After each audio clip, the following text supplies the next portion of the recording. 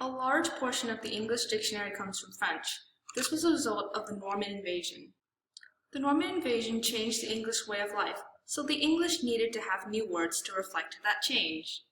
English mostly borrowed these words from French, since borrowing is much easier than stealing.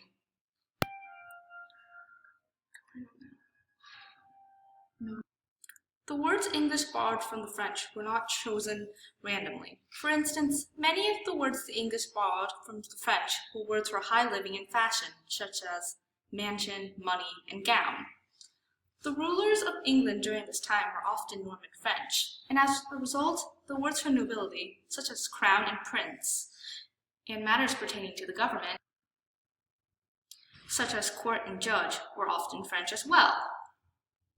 Other words relating to the military and the church were often borrowed from French, since the French were the ones who were more involved with these matters. The English word for money comes from the Old French word monnaie, which comes from the Latin moneta, which means mint or money. It was originally a title for the goddess Juno, and there was a temple which was for the goddess Juno, which was where money used to be minted. The words the English borrowed from the Norman French often reflected the fact that the people who spoke French in England were often the upper class. The borrowing of French words helped English make a distinction between words used for the animals in the field and the food. For example, take the two words pork and swine. Today, pork refers to the meat we eat, and swine refers to the living animal, and often comes with a negative connotation. This was a result of the English word pork comes from the Old French porc, which comes from the Latin porcus, which meant pig. The French-speaking nobles were the ones who ate pork, and thus the word for pig. In comparison, the English word swine came from the Old English word swin, which has Germanic origins. The Anglo-Saxon peasants who worked with the actual living pigs usually spoke English, and as a result, swine refers to a pig. Other examples of French and Anglo-Saxon near synonym pairs other than pork and swine are infant to child, amity to friendship, aid to help, and maternity to motherhood. So what's the difference between these synonym pairs? Take the words aid and help. You could say help me in daily life, but would you use aid me? Aid sounds more formal and fancy. Words the English borrowed from the Norman French end up with a more fashionable or fancy connotation, since the Normans who occupied England were often nobles and members of the higher class. English vocabulary and pronunciation were influenced by the Norman French. However, English grammar were influenced by the Vikings more. A change in the language is corresponded to how two languages interact with each other. Under the rule of the Norman French, English was spoken by those of the lower class and who were not educated, while Norman French was spoken by those higher in the hierarchy. The Norman society were ruled by the French-speaking nobles and not much interaction between the peasant and the nobles.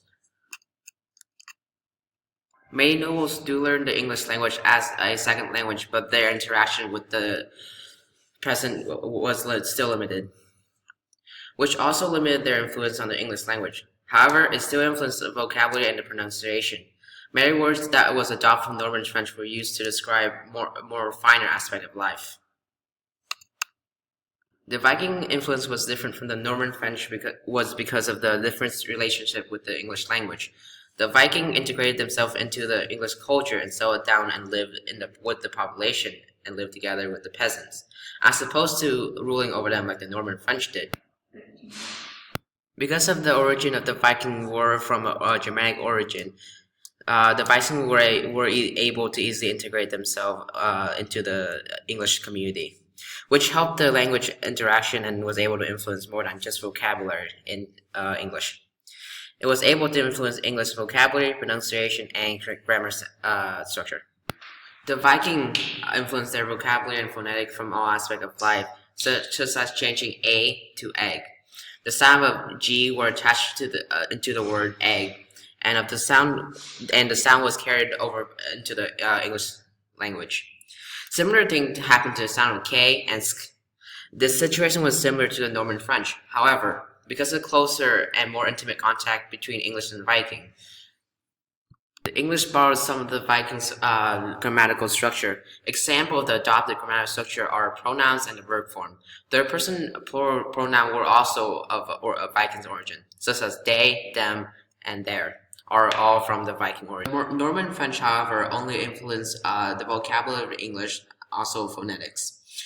An example of such is eating and dining.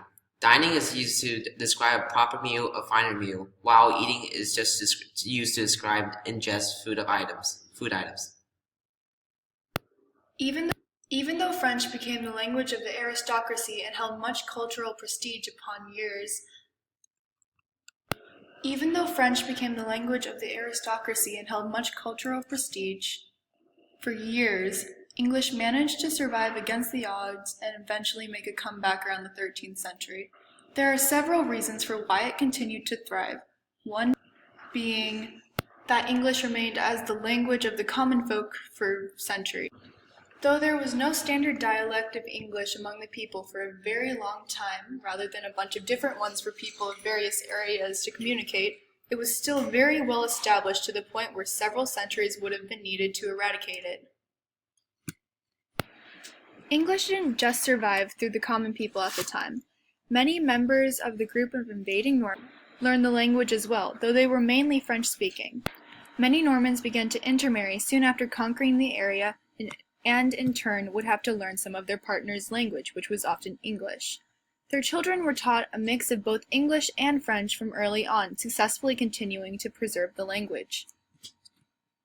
However, one of the most prominent reasons for English's survival was the conflict between France's king, King John, and many Norman noblemen in 1204. King John declared that, in short, people could only be in either France or England and couldn't own land in both. Many Norman men lost their land back in France, which was a step in the right direction for English, seeing as it severed ties between both France and England. Spoken-wise, English most likely began to emerge again as a language in 1204 as tensions between the King of France and many Normans soared. With ties between France and England severed, a certain Englishman pride began to sweep through the people, causing them to speak more and more English. By the 13th century, French was only used by the higher elite for appearance's sake, and it was taught in schools rather than at home, like it had been previously. English was taught to children in a home settling by their parents, making it more of a natural language. French, on the other hand, became more of an acquired language instead. By 1362 CE, English was declared as the official language spoken by the courts by the Statute of the Pleading.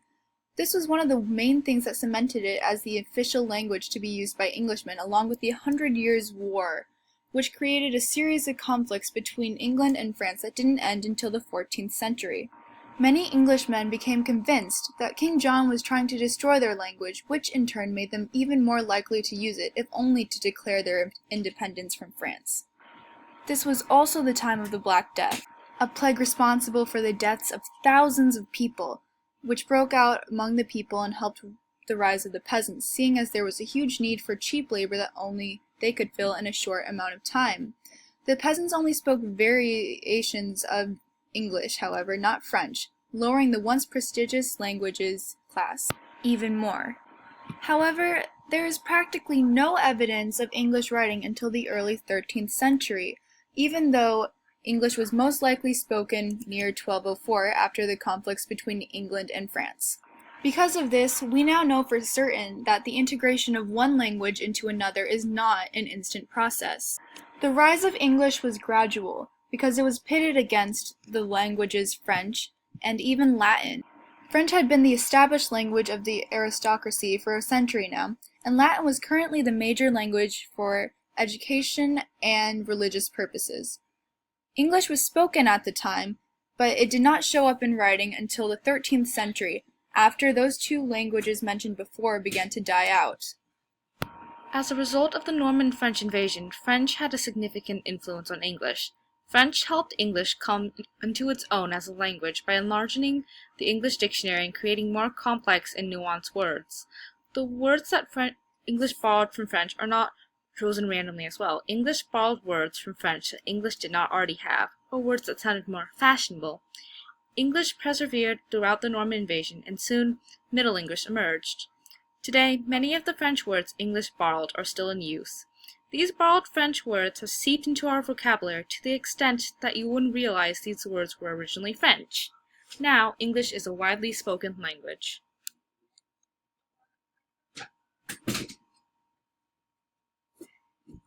I know that